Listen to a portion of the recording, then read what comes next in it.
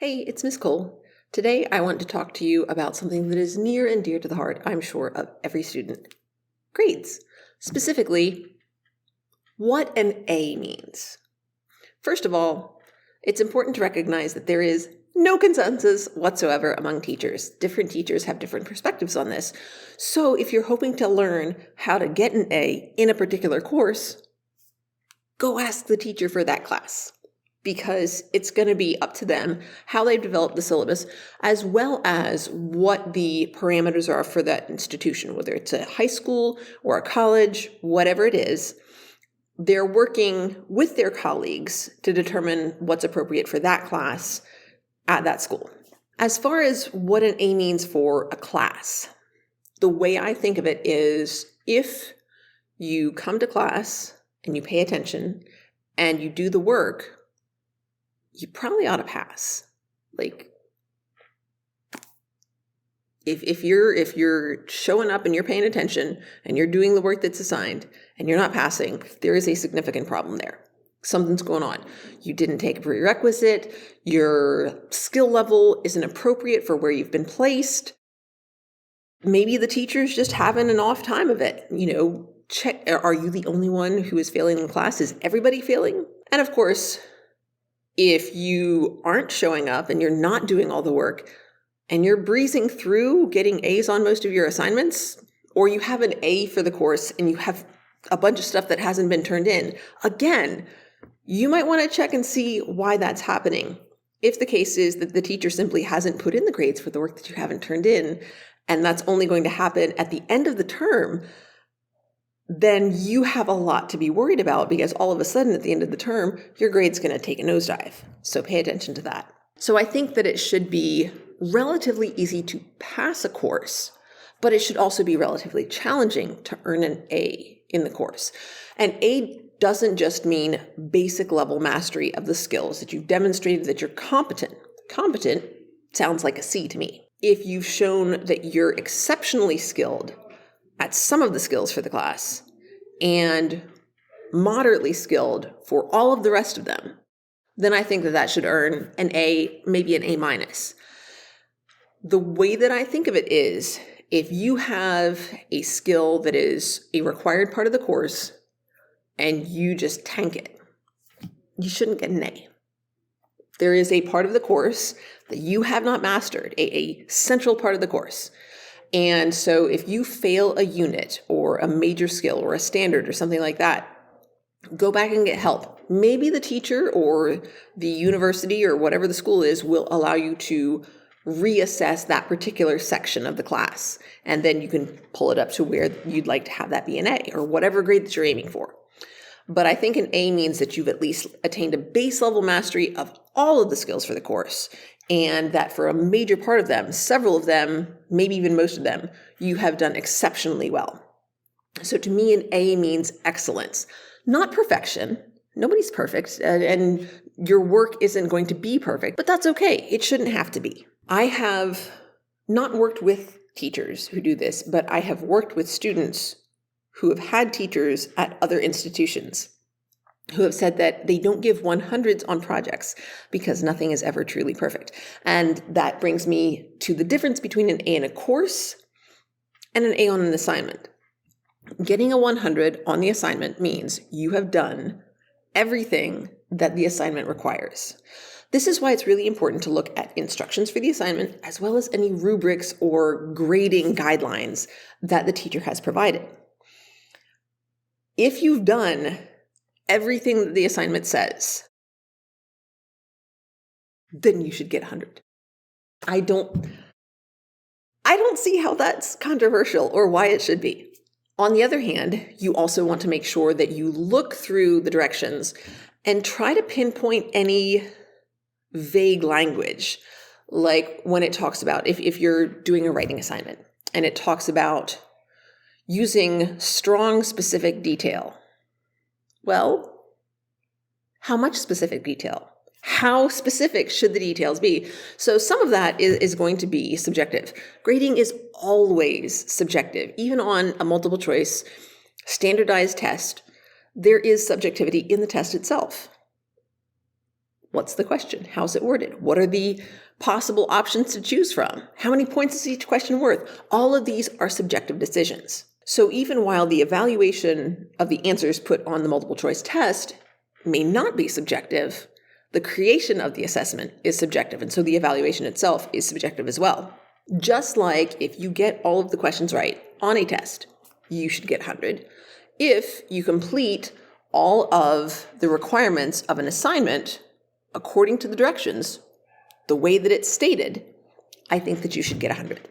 But I also think that it's probably unwise to quibble with a teacher about whether or not, about the wording of the directions or the rubric, especially if it's after you've turned your assignment in and after you've received a grade for it. The time to make sure that you clarify anything like that is when you first get the assignment and you have the directions and you have the rubric. Make sure you look over it, make sure that you are confident that you understand it, and ask for any clarification then. That's when to do it. That's the most professional and respectful way to handle that. And teachers respond in kind. So the way that these assignments, I think, should be set up, the directions and the grading system should be clear about what students have to do in order to achieve grades at different levels. And I think that the grading system for an assignment should be set up so that excellent work earns an A. Again, that doesn't seem like it should be all that controversial. It seems obvious to me. I think that simple participation is typically not something, just participating is not something that most courses grade on. It's not part of the standards. The idea is more that if you participate, you learn and improve the skills that you need in order to do well in the course, so that then when you assess those skills, you have the level of ability to show that you have learned them. I'm not a proponent of grading on participation or on effort. When students come in and say, I tried really hard on this and I didn't get the grade that I wanted, that means we need to have a conversation about what really hard looks like to you and, quantify that or clarify that at least. Did your making an effort coincide with meeting the requirements as stated in the directions? There have been times that I've given students points because I went back and looked at the directions. I was like, oh, I took points off for this. And then I didn't say you actually were supposed to do that. Whoops, that's on me. So again, it's important not just for the student, but for the teacher to be aware of exactly what the directions say and to make sure that that's what you're actually grading on. It's really important. Good communication is essential for effective teaching. Finally, I think it's also important to clarify that there is no such thing as an A student. You may be a student, or you may know a student who has always or usually gotten A's in their courses. That doesn't, the grades that you get are not a part of who you are as a person. I really, really, really want to encourage any students, not just my students, but any students who happen to see this and who've watched this far in, thank you very much. You are so much more than your grades. The grades that you earn are a reflection of your work. And to some degree, that's a reflection on you and the skills that you've mastered or the skills that you're working on and the effort that you've put in and the resources that you have and the support that you've got. And all of that factors in. But it's not who you are as a person. And to think of yourself as an A student or a C student tends to be very, very, very limiting. Please, please, please do what you can to push back against that in yourself, but also in others. If you hear that sort of language, encourage your fellow human beings to remember that we are more than the grades that we earn. We should, as much as possible, try to avoid labeling ourselves or others based on those grades. It's not healthy. It's not helpful. When we start thinking of ourselves as a C student we start limiting subconsciously, psychologically, what we expect of ourselves and how much effort we're willing to bother putting in. We don't do as well as maybe we could have just because, well, why bother, working hard when, I'm just a C student anyway. On the other side of that, when we think of ourselves as an A student, there is a sense of entitlement that comes along with that. It makes students, in my experience, less willing to accept challenging work or to take a challenging course, because